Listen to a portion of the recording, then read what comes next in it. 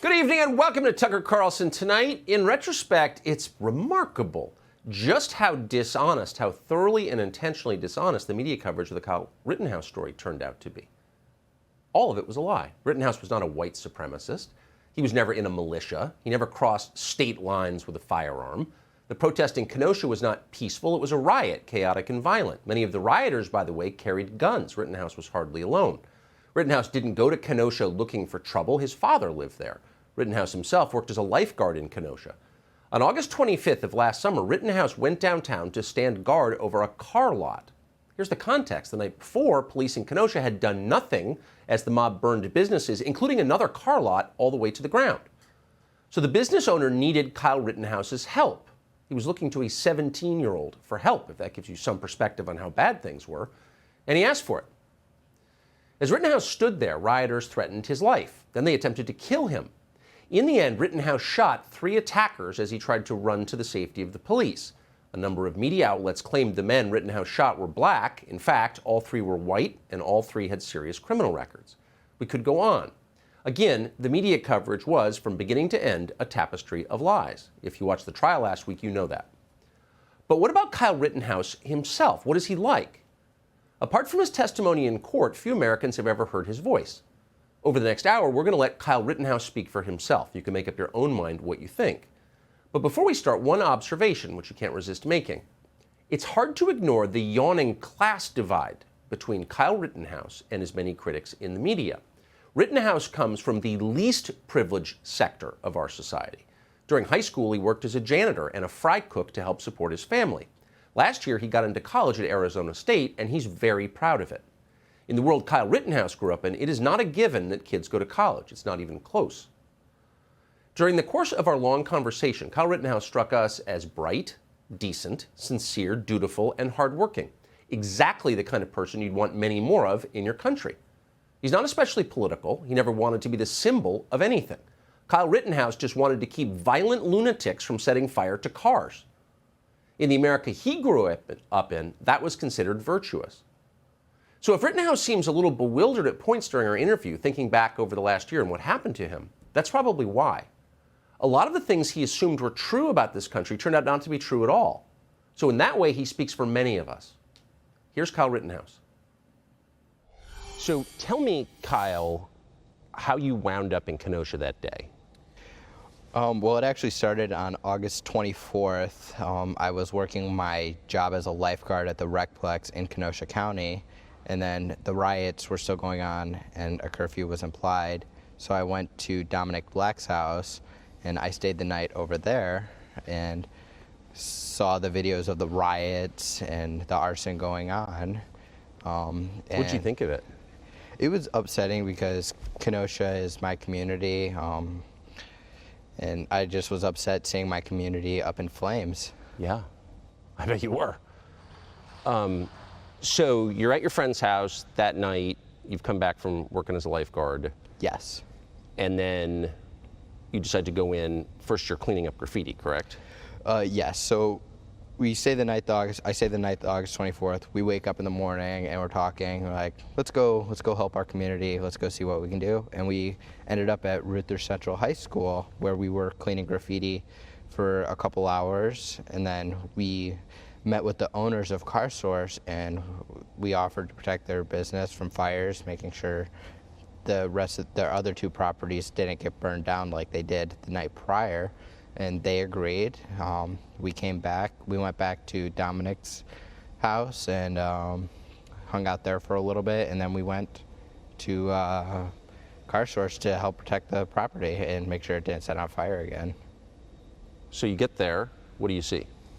When I get there, I see in the beginning, the morning of Ruther Central, I see just spray paint everywhere. I see smoke coming from the CarSource that was burnt down, and it was quite upsetting because that was somebody's business that got destroyed. Yeah. So you said to the people who own the car lot, I want to protect your cars, and they said, yes, please. I said, hey, I asked if they needed any help, and they said, yes, if you can. Where were the police? I'm not sure really, because they have a hard job, For sure.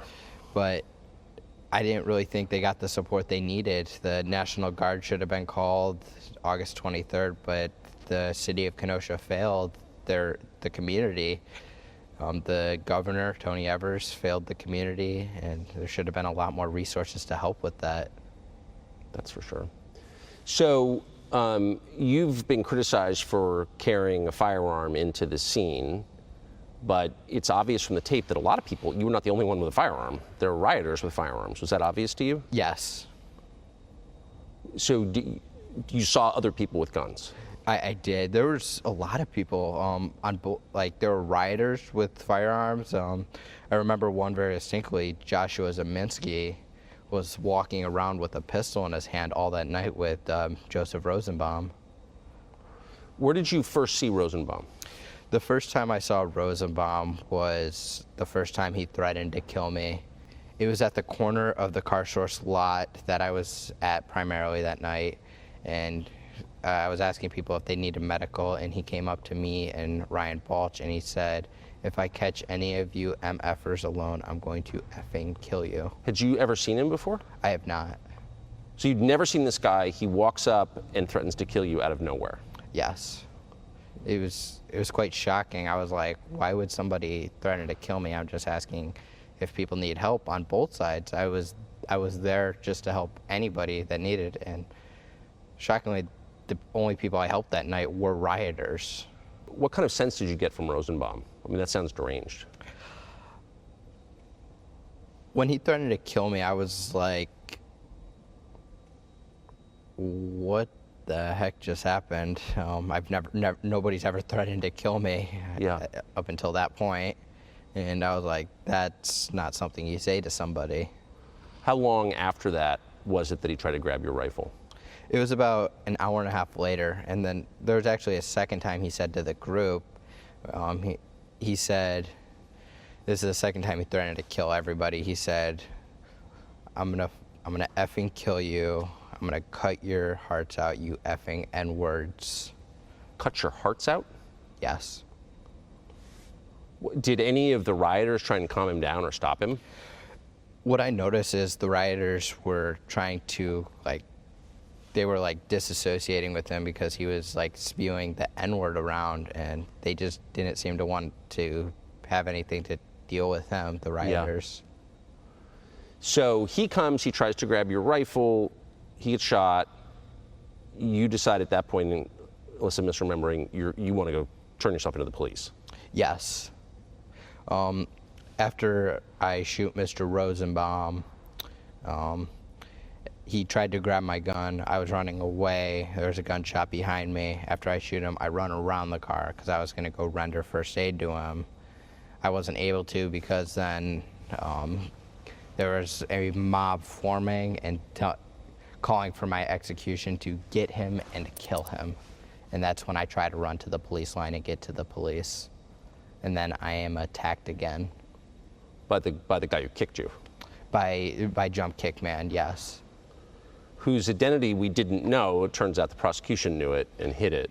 So we found out November 7th, the prosecution, we went into the judge's chambers and the prosecution said, we identified Jump Kick Man, and the prosecution threw a fit a little bit. They didn't want us to interview him. They were like, well, he's a victim, and didn't want my investigators or my attorneys to interview him or ask him questions. They just wanted to do it private, non-recorded, and the judge said, no, it's going to be recorded. And then a couple hours later, they say, oh, he asked for immunity and we're not going to give it to him, so we're not going to be calling him as a witness. Yeah, well, probably didn't want to talk about his criminal record. Yeah. So you're running, trying to get to the police lines. You see the mob coming after you. Let's execute him, they're saying. And then out of nowhere, you get dropped to the ground by the guy who kicks you in the head. Mm-hmm. Did you see him coming? I did. To backtrack a little bit, actually, as I'm running, Gage Grosskreutz came up to me with his phone and put it in my face, and he said, what are you doing? Did you just shoot that man? And I told him, I'm going to the police. And he said, oh, okay, and ran off, and I kept running to get to the police. And that's when Anthony Huber strikes me with the skateboard as I'm running before I'm on the ground for the first time. And then I'm hit with a rock by somebody in a white tank top. And that's how I end up on the ground. And I have 4 people around me from what I remember. And I move my firearm in their direction and they back off with their hands up so I don't shoot them. And then Jump Kick Man keeps coming. And that's when I fire 2 shots at Jump Kick Man. Wow. And you miss him and he kicks you. Yes. Then what happens? After Jump Kick Man is running off, Anthony Huber comes up and he grabs the barrel of my gun and then he hits me with his skateboard holding his trucks, and that's when I shoot him 1 time. Where did he hit you with the skateboard? He hit me in the back of the head, in the neck, the back of the head towards the neckline. Did you think you were going to be killed at that point? I did. Then what happens? And then after Mr. Huber attacks me, Mr. Grosskreutz puts his hands up, and then I have my rifle pointed in his direction for about a second. And then once I lower my rifle, I noticed that my ejection port is opened about an inch, and Mr. Grosskreutz said I pulled the charging handle, which never happened. I hit the forward assist to close the ejection port, and he sees me doing that or something. And this time, he runs at me and he has his gun pointed directly at my head. Did you see the gun? I did. Do you think he was going to shoot you? I did. He had it pointed directly at my head, and that's when I shoot him 1 time. And he is no longer a threat to me at that point because he ran off after I fired that shot. Did you realize you hit him? I didn't know until later. So then what happens? There is a person directly in front of me, and I point my rifle in their direction, and he puts his hands up, and he's backing up, and I then turn around, start going to the police, and then I hear shots behind me, and I turn around and briefly raise my rifle to see if I'm being shot at, and then I realize I can't see who's shooting at me, so then I turn around and go back to the police car, towards the police line. It's just, hearing this, it's just hard to believe this is happening in an American city. Yeah. So then you finally get up, you hear shots, you turn to see who's shooting at you, and then you finally make it to the police line. Yes. Once I make it to the police cruiser, the police officer says, "Get back, get back, get back." One of them has a gun out and the other has pepper spray pointed at me. And I say, "Hey, I just had to shoot somebody. I just had to shoot somebody." And then they say, "Go home." And I didn't know this until... Go home? Yeah. The officer said to go home. I don't think he knew what happened or heard me. There's a lot of chaos going on. Yes. But apparently he pepper sprayed me. You can see it in the video, but I don't remember being pepper sprayed by him. So then what happened? I say, okay, I go back to the Car Source lot number 2. We've been referring to them. Car Source 1 is the one that got burnt down. Car Source 2 is the one that I was at primarily the entire night. And Car Source 3 is the one where I was attacked by Mr. Rosenbaum. I go back to Car Source lot number 2 and I tell everybody there what happened. I said I had to do it. I was just attacked. I was dizzy. I was vomiting. I couldn't breathe. And I was like, I wanted to turn myself in Kenosha. I wanted to turn myself into the police in Kenosha, but I wasn't able to because they weren't accepting visitors apparently with the barricades and the fence up. So we ended up turning myself into the Antioch Police Department. So you drove back across state lines, as we're now calling it. Funny. So you couldn't even turn yourself in? No, it was like I had to go to Antioch Police Department, which to my understanding is the closest police department to Kenosha. Why do you think people were burning Car Source? What does that have to do with civil rights? I don't know. I think it was opportunists taking advantage of the BLM movement. I agree with the BLM movement. I agree everybody has the right to protest and assemble, but I do not agree that people have the right to burn down. I don't appreciate that people are burning down American cities to try to spread their message. I think there's other ways to go around and do that. Well, I agree with that completely. So you turn yourself into Antioch Police. What do you think is going to happen at that point to you? I didn't know. I was in shock. My head was spinning from being hit in the head multiple times. I had some minor injuries. I just didn't know. I didn't know I was going to be arrested for defending myself because everything was on video. But part of the reason I think I was arrested is because of the mob mentality. And they were like, oh, yeah, we're just going to arrest him, even though there was videos already out showing me being attacked and having to defend myself. So when was it that you were arrested? I was arrested on August 25th at around 6 a.m. I was formally arrested without a criminal complaint being drafted. They didn't know what they were charging me with yet. They just arrested me. At home? At Antioch Police Department. What'd your parents say when you called them and told them what had happened? I didn't call my mom after I saw her, and she was in shock. She was like, she wanted to go into hiding, and I said, no, the right thing to do would be to turn myself in. I didn't do anything wrong. So you knew that from the very beginning? I knew that. A lot of people are like, oh, Kyle had time to meet with his attorneys to come up with this amazing defense of self-defense. No, that's not the case. This has been 100% self-defense from the beginning, and I didn't know there was 100 cameras. I knew but I did know I was attacked, and I defended myself. What do you think would have happened to you if there hadn't been the amount of video that there is? I can't even imagine. I don't think we'd be sitting here right now having this talk, Tucker. That's for sure. You'd never get out.